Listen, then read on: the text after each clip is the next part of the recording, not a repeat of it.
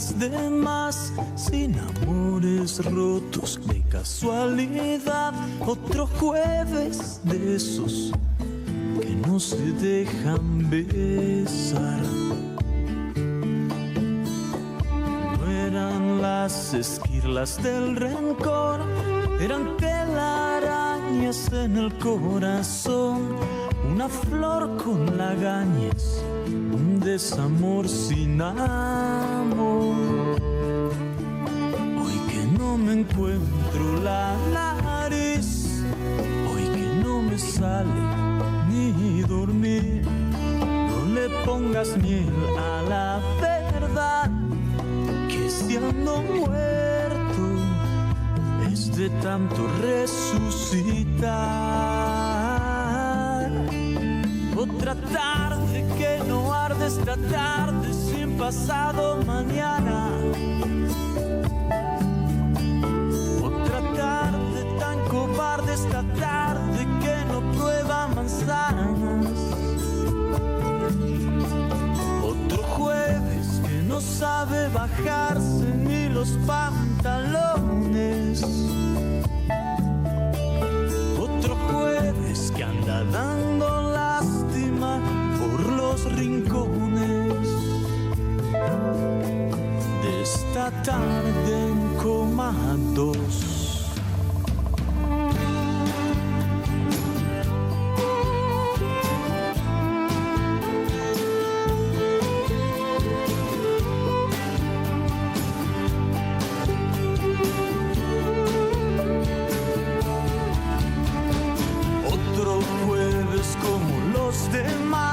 Demasiado martes, demasiado igual, y te declaro la guerra, ni tú me firmas la paz. Y el planeta baila su gangrena y otra vez volvieron a embarrar la fiesta. Los idiotas en celo y las sopranos con tos. Y hoy me quedo mudo para oír lo que nunca te supe decir. No perfumes tanto la verdad, que si ando muerto es de tanto resucitar. Otra tarde que no arde, esta tarde sin pasado mañana. Otra tarde tan cobarde, esta tarde que no prueba manzanas. Otro jueves que no sabe abrocharse ni los pantalones. Otro jueves que anda dando lástima por los rincones de esta tarde infame, no.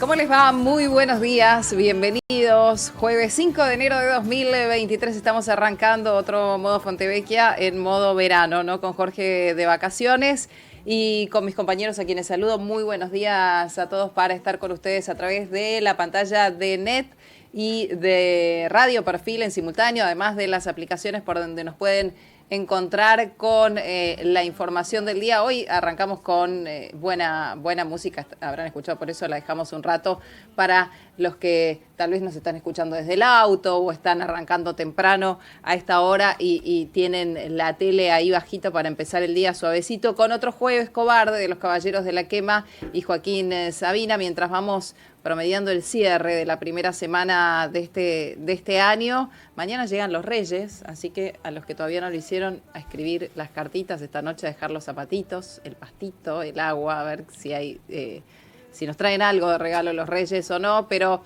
lo cierto es que abrimos el programa con esta canción en este jueves con los Caballeros de la Quema y Joaquín Sabina.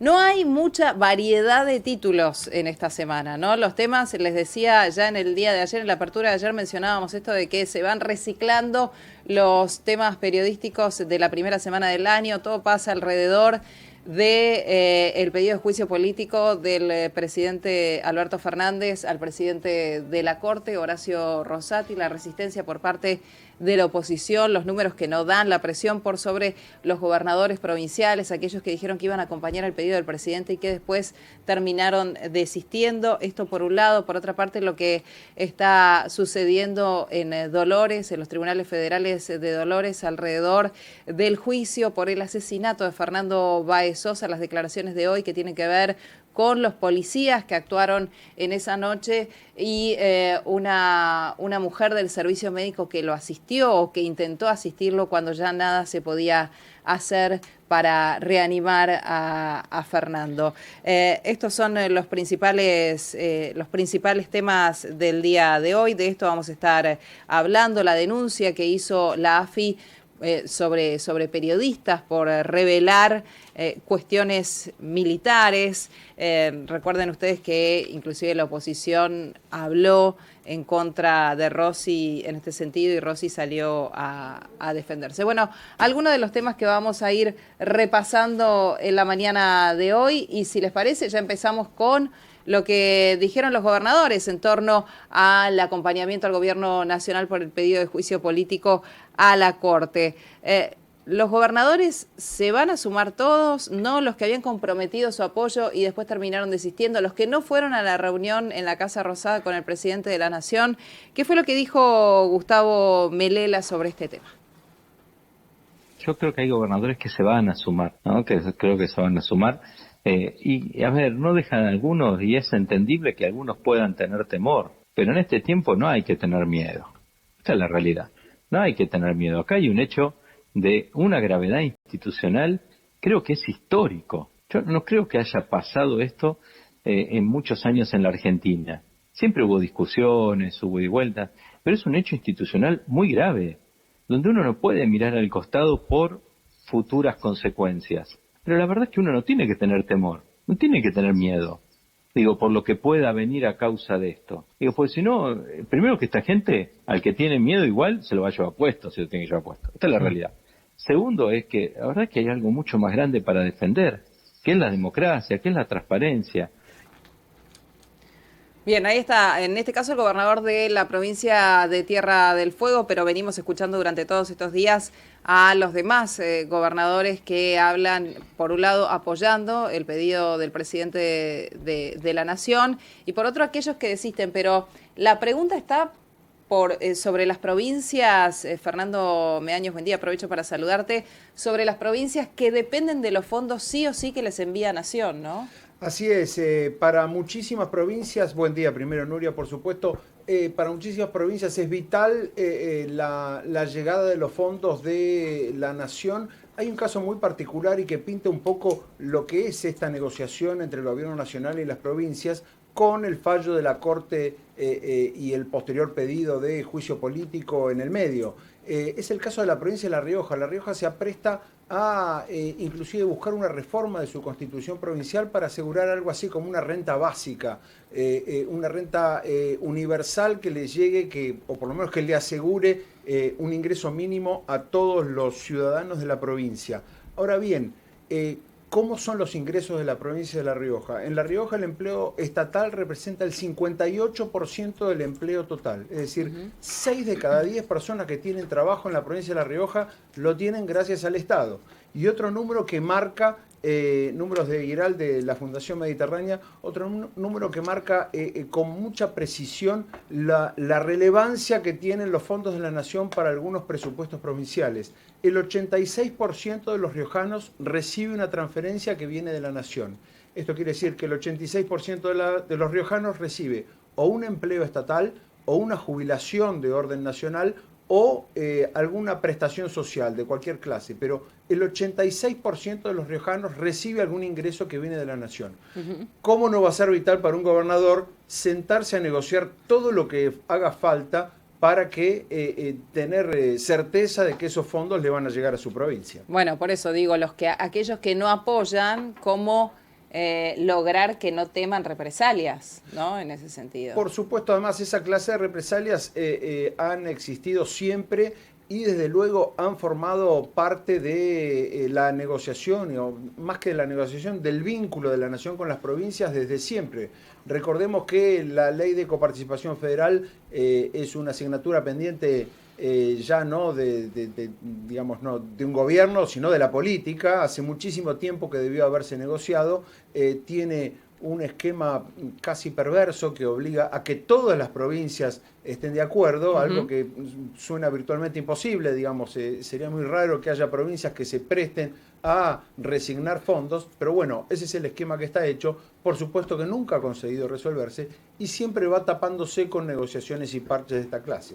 Fíjense, yo les decía, los temas se reciclan, se concatenan unos con otros. En este caso, los temas más importantes tienen que ver justamente con esto, ¿no? La decisión de la Corte para los fondos que deben ser devueltos a la ciudad de Buenos Aires, el pedido de juicio político a Rosati, el apoyo que busca Alberto Fernández en ese sentido de parte de los gobernadores y en el medio el escándalo de los chats, ¿no? Que pone a la ciudad de Buenos Aires en un lugar complejo, la ciudad de Buenos Aires que se agarra, digo la ciudad de Buenos Aires por decir la oposición, ¿no? En este caso al gobierno nacional, que se agarra de la violación a la privacidad, que es, digamos, es un delito, y entonces cualquier situación que se esté investigando en ese marco pierde legitimidad porque se parte de un chat, en este caso rescatado de manera ilegal, pero claro, el contenido pareciera de repente, o por lo menos frente a la opinión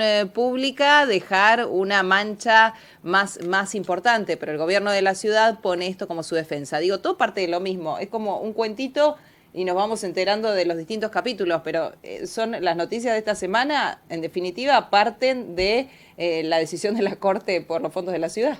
Así es, porque además también eso en el comienzo del año, y en el comienzo, subrayamos esto, en el comienzo del año electoral, sí, la distribución de esta clase de fondos es vital, porque digamos, siempre este esquema perverso de distribución de fondos de nación hacia provincias que mencionábamos recién, por supuesto que siempre va atado a negociaciones políticas y en el año electoral al armado de listas. Sí. O sea, en la misma mesa de negociación donde se pone un puntito más o un puntito menos de la coparticipación y habiendo inflación de casi 100% anual, no es solo la cantidad de fondos, sino la oportunidad. Digamos, cuanto más se tardan en distribuir esos fondos, menos valen. Al mismo tiempo, abatado en la lista, se sabe que hay gobernadores que no quieren saber nada con que el kirchnerismo, vía la cámpora, le acerque candidatos para las listas de diputados y de concejales en cada rincón del país. Digamos, toda esa negociación política, por supuesto, que va atada a la distribución de los fondos. En el caso de la ciudad de Buenos Aires, bueno, Larreta, que ayer se esmeraba en decir que los chats provenían de una filtración ilegal y que además habían sido manipulados, es decir, que su contenido no es real. Además de eso, se juega el hecho de haber prometido que iba a retirar impuestos en caso de que la Corte fallara a su favor. Sí, claro, sin duda. ¿Y qué dijo el presidente de la Nación, Alberto Fernández, sobre la ciudad de Buenos Aires, a la que cuestionó una vez más? Y además se mostró como el más federal de todos los porteños. Ayer o antes de ayer hablaba con los gobernadores que me visitaron y les decía, ¿saben qué me acabo de dar cuenta? Me acabo de dar cuenta que soy el primer presidente de la democracia de los 40 años de democracia, que nació en la ciudad de Buenos Aires. Soy el primer presidente porteño. Y tengo el orgullo de decir que soy el más federal de los porteños y el más preocupado por el interior de mi patria. Y me peleo mucho con mi ciudad para que mi ciudad entienda que deje de dejar de lado su opulencia y ser parte de una mejor distribución de la riqueza en toda la Argentina. Bien, y por otra parte habló también el jefe de gobierno de la ciudad, Horacio Rodríguez Larreta, que sigue insistiendo en que no hay que hacerse eco de chats obtenidos de manera ilegal. Sobre los chats, sobre porque los chats. mencionó una edición. Sí. Lo que queremos saber es si son falsos por completo o si en todo caso son verdaderos y fruto de un espionaje ilegal. Mira, son fruto de un espionaje ilegal. Los chats que se dieron a la luz son fruto de haberle pinchado, hackeado el teléfono a Marcelo Alessandro, y a partir del hackeo es que hay manipulación de la información, edición, cruces, cambios. Yo confío en Marcelo Alessandro, confío en el trabajo que viene haciendo en el Ministerio de Seguridad y, como dije, acompaño su decisión de haber pedido una licencia. Mira, yo no me voy a hacer eco del contenido de ninguna información, de ningún chat que haya surgido de espionaje ilegal. Claro, bueno, es lo que decíamos recién, ¿no? La investigación, si puede avanzar o no, si el puntapié inicial lo da la obtención de información de manera ilegal, pero cuando tal vez no es viable para una investigación judicial, pero frente a la opinión pública, ¿qué tiene más peso?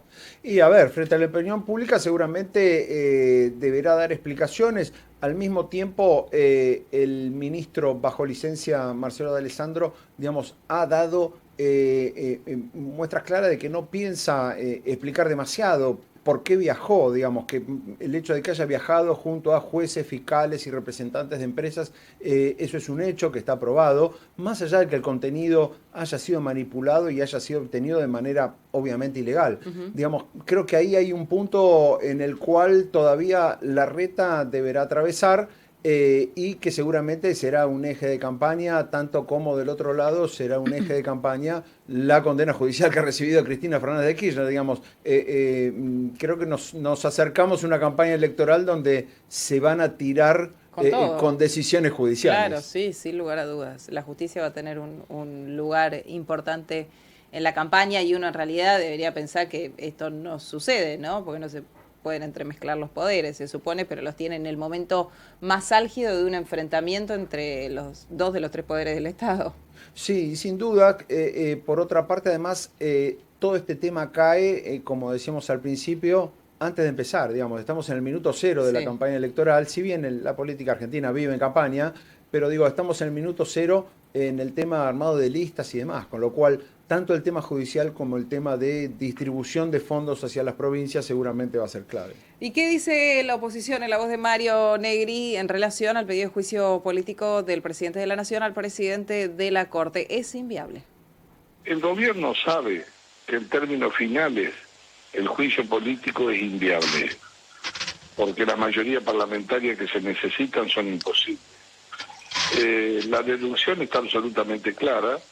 Me parece que generar un escenario de mucha tensión desde que comenzó el año, con un gobierno que ya no se puede hablar de desorganización, sino de desgobierno, y con un presidente que lamentablemente comienza el año demostrando que sigue estando en un estado líquido, es decir, sin liderar responsablemente.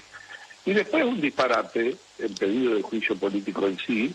La verdad es que lo que pudo demostrar acá el presidente, primero que no lidera a todos los gobernadores de su partido, y en segundo lugar que los gobernadores que lo acompañan lo que deberían hacer es mandarle una nota de agradecimiento a la Corte, porque el fallo de la ciudad, que favoreció en un amparo, ni siquiera sobre el fondo acaba, lo que está es ratificando la necesidad de que el gobierno nacional no puede unilateralmente sacarle los fondos a ninguna provincia.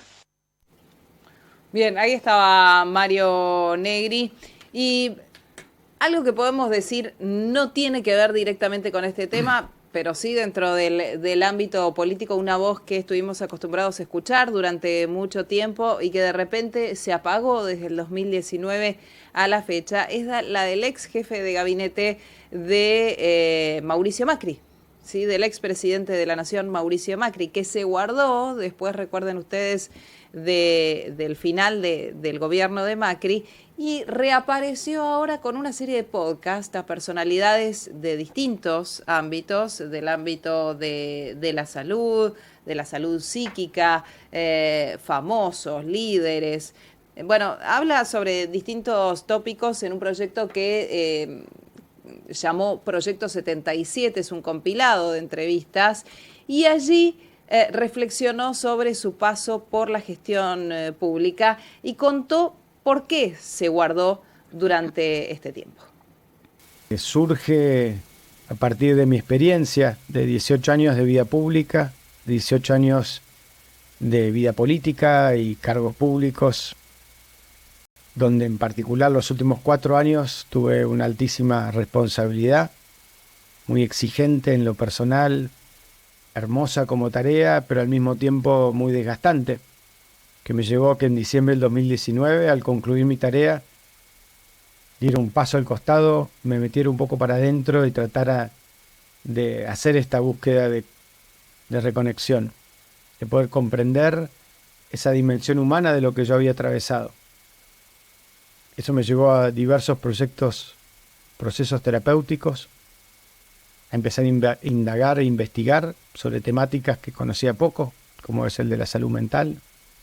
Eso me llevó el año pasado a publicar un paper, diciembre del 2021, con algunas herramientas y aprendizajes que me fue surgiendo combinando mi experiencia con mi proceso posterior, y donde un poco planteo la necesidad de que miremos más esa dimensión humana del liderazgo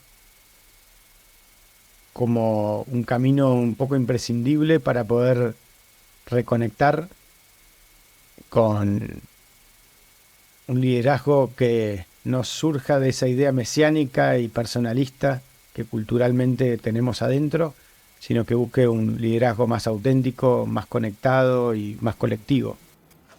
Bueno, ahí estaba Marcos Peña, hacía mucho tiempo que no le escuchábamos su voz. Es el episodio 0 de esta serie de podcast que, como les decía, llama Proyecto 77. Y bueno, y allí contaba esto que escuchábamos y por qué ahora se inclinó a hacer algo de esta forma. Recordemos que en el caso de Marcos Peña cualquiera que quería llegar a Macri tenía que pasar por Marcos Peña. Era realmente el funcionario todopoderoso que tuvo la era del macrismo, los 4 años de gobierno de Mauricio Macri. Es llamativo también que justamente enfoque su actividad ahora, una actividad casi en el plano del análisis, ¿no? En el plano intelectual, en el liderazgo, dado que justamente a él le tocó liderar puertas adentro, pero no ha sido nunca un político que se ha expuesto a la contienda electoral, digamos, no ha tenido un liderazgo nunca en ese sentido. No, fue cuestionado, muy cuestionado Marcos Peña, porque inclusive, digamos, muchos decían que Macri no escuchaba a otro que no fuera Marcos Peña y que hasta de cabezadura era tildado Marcos Peña, porque, digamos, frente al asesoramiento en distintos temas y a situaciones críticas que le tocó vivir al gobierno de Mauricio Macri, Marcos Peña iba con la de él y se sabía que Macri iba a terminar seguramente respondiendo en pos de los consejos de Marcos Peña. Déjame contar un efeméride, Claro. Un aniversario que se cumplió hace pocos días. El 28 de diciembre pasado se cumplieron 5 años del famoso 28D. ¿Qué fue el 28D? El día que el gobierno de Mauricio Macri decidió cambiar las metas de inflación y exponer al Banco Central, que en ese momento llevaba adelante Federico Sturzenegger, a un cambio que sin dudas el Central no compartía. El impulsor de ese cambio fue Marcos Peña, sobre todo a través de sus manos derechas, digamos, los vicejefes de gabinete, Mario Quintana, Gustavo Lopetegui, digamos, funcionarios de mucho peso dentro de la organización del macrismo, que le torcieron el brazo al Banco Central, que cambiaron las metas de inflación que televisaron toda esa decisión a través de una muy recordada conferencia de prensa para cambiar la meta de inflación del Banco Central del 10% al 15%. ¿Para qué año? Sí. Para el año 2018. Del 10 al 15% de inflación, cambiar la meta porque la consideraban más realista. Bueno, ¿cómo terminó la historia? Es sabido. Macri le entregó a Alberto Fernández un gobierno con el 54% de inflación. Alberto Fernández, a partir de ahí, digamos que no ayudó en este terreno justamente a bajar la inflación, pero sí está claro que una decisión vital de Marcos Peña, de la que hace poquito se cumplieron 5 años, tuvo, según todos los analistas, una enorme responsabilidad en el comienzo de esta ola inflacionaria que sin duda alguna todavía no ha sido solucionada. Bien, y otro de los temas, decíamos en la apertura, tiene que ver con lo que está sucediendo en Dolores. Hoy será la 4ª jornada del juicio por el asesinato de Fernando Báez Sosa. Ayer declaraciones muy duras. Uno de los patobicas de los hombres de seguridad que estuvo allí en las puertas del boliche directamente rompió en llanto en su declaración al recordar a Fernando. Las declaraciones absolutamente ajustadas respecto de lo que fueron los últimos momentos de vida de Fernando y de sus amigos, cómo salieron del lugar, cómo los acompañaron, cómo Fernando se fue solo con los amigos y a los otros con los que se enfrentaban dentro del boliche tuvieron que sacarlos por una de las puertas traseras del local, cómo uno de los hombres de seguridad, a pesar de que no pueden cruzar la línea municipal, cuando vio que lo golpeaban en la vereda de enfrente, salió igual del boliche a ver si podía separarlos de esa pelea feroz de estos 8 jóvenes contra uno en ese momento, que era Fernando, al que siguieron pateando en el piso hasta encontrar su muerte. Habló Fernando Burlando, el representante legal de la familia. En la jornada de hoy, decíamos, van a estar declarando los policías que llegaron al lugar, porque también la gente de seguridad le pidió a los policías, como era fuera del boliche, llamaron a la policía para que acudiera para controlar la situación, y una de las mujeres del servicio médico que intentó salvarle la vida sin éxito. ¿Usted quiere que empiece a hablar coloquialmente? Me están llevando, estoy a muy corto tiempo de empezar a insultar a todo el mundo, pero realmente yo pregunto de qué se ríen, de qué se ríen. ¿De qué se ríen, hijo de puta? Realmente no se pueden reír de nada. O sea, por lo menos, aunque se rían por una cuestión que no tenga nada que ver con el juicio, en esto que es un templo, que es la sala de audiencia donde están los papás de Fernando, no se pueden reír de nada. Si hicieron eso, son unos reverendos hijos de puta, realmente. Bueno, mucho dolor por parte de los familiares de Fernando, de la madre, el padre, estar soportando. Están ahí estoicos, podrían no estar en algunas jornadas y sin embargo están ahí viendo la cara de las personas que mataron a su hijo sin la más mínima muestra de arrepentimiento, ni de ellos ni de sus padres. 8:28, ahora vamos a cerrar esta apertura con el mismo tema con el que abríamos de los Caballeros de la Quema junto a Joaquín Sabina. Otro jueves de esos que no se dejan besar. No eran las esquirlas del rencor, eran telarañas en el corazón, una flor con lagañas, un desamor sin amor. Hoy que no me encuentro la nariz, hoy que no me sale ni dormir, no le pongas miel a la verdad, que si ando muerto es de tanto resucitar. Otra tarde que no arde, esta tarde sin pasado mañana. Otra tarde tan cobarde, esta tarde